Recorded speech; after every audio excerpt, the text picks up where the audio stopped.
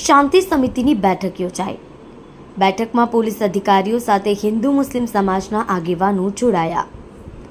આગામી 16મી તારીખે ઈદે મિલાદનો મુખ્ય જુલુસ નહીં નીકળે, માત્ર ગલી મોહલ્લે જુલુસ નીકળશે।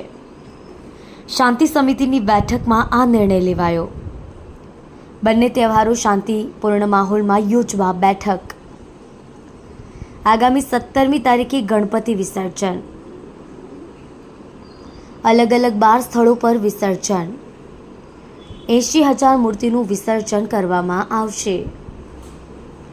જુલુસ અને વિસર્જનમાં ચુસ્ત બંદોબસ્ત ગોઠવાશે।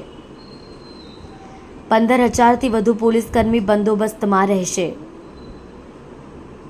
320 પોઈન્ટ ધાબા પોઈન્ટ રહેશે। ક્રાઇમ બ્રાન્ચની 10 ટીમ તૈનાત,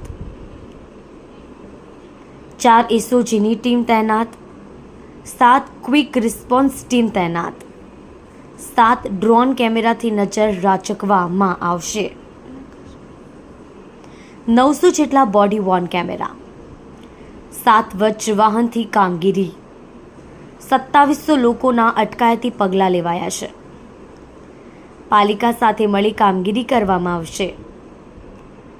3000 સીસીટીવી કેમેરાથી નજર, 40 જગ્યા પર પ્રાઇવેટ કેમેરા લગાડવામાં આવશે।